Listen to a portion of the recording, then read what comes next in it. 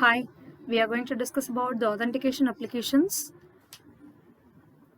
Normally these authentication applications consider the authentication functions. We are going to study about the Kerberos under this topic, how the Kerberos provides that authentication function that we are going to study. This Kerberos is a centralized authentication server. It was developed by the MIT. It authenticates the users to the server. So the user would like to communicate with the server. We get the services from the server.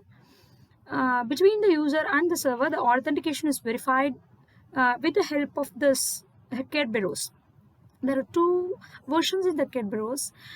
We'll be studying version 4 and version 5. This version 4 uses the DES. Already we have studied DES. It is a data encryption standard. Various requirements are needed. That is, it should be secure, reliable, transparent, and scalable. It is a trusted third-party authentication service. It uses protocol based on this NEDAM and SCRODE. Here, the clients and servers trust the Kerberos. That Kerberos act as a mediator between this client and the server. It trusts the authentication of a client to the server. So it is a mediator between the client and server. That mediator verifies the authenticity of a client and make services to the client and a server. This version 4 uses the DES. It uses an authentication server and a ticket granting server. Then the services can be then the ticket will be issued with the timestamp and the lifetime. Various terminologies used in this Kerberos version 4 are C, AS, V, ID. C and V for a client and the targeted server. P for password. And AD here, network address of a client machine. TS for timestamp. These are some of the terminologies we use in this version 4. Here we have the three devices: client, authentication server, and target server.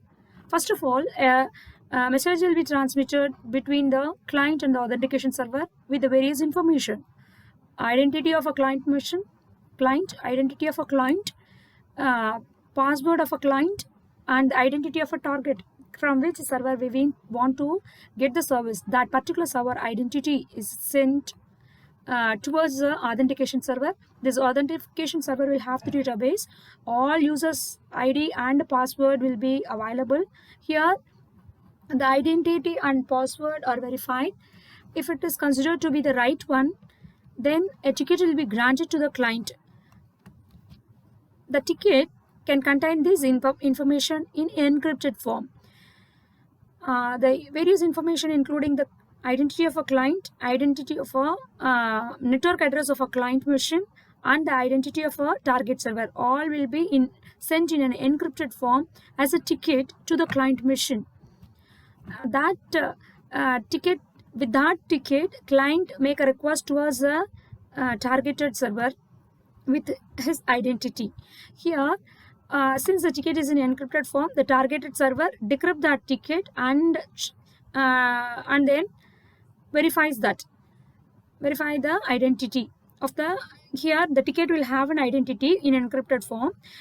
Original identity of a client is sent. Here the ticket is decrypted by the target machine, and that plain text of a identity of a client is compared with the original identity of a client sent with this message. If both are matched, it assumes that it trusts the user, and then the service will be provided to the client. And here it is found to be not secure because the password here it is sent as a plain text. So if any message in a plain text can be read by the intruder, if any third party is able to see that message. The message is, since the message is in a plain text form, they can understand, they can see the password and can misuse. So it is fine to be insecure. Later the more secure version is introduced here. Again, here some changes are made, that is client to the from client to the authentication server. Only the identity of a client is sent with the identity of a ticket granting service. So for particular service, a ticket is requested here from which the service is to be received. That particular service, the identity and the ticket is requested here through the client ID. Then a ticket can be here, since after getting the request from the client, the authentication server will verify the authenticity of a user and a ticket will be granted. The ticket will contain the identity of a sender, identity of a network address of a client machine, and identity of a service, and a time at which the request is made, and for period duration for which the ticket will be active. Within that period of time, the next service can be implemented without requesting, without asking for the request once again. If that time limit is available, then the service can be accessed without making a request. And it is for every once per logon session. And here, after getting the ticket, the client will send a request to the ticket granting server. For this, after the message is received, after the request is received, that request may contain the ticket already sent by the authentication server, along with this identity of a client and identity of a target machine.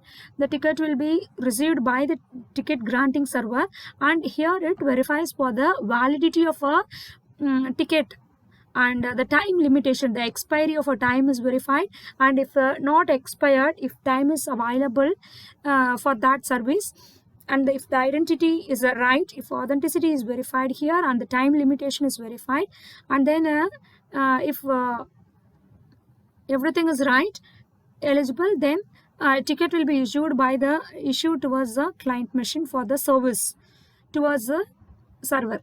Then after that, with that ticket, the client can send a request to the target server with the ticket. Then the service can be provided. It is for one type of a service. Thank you.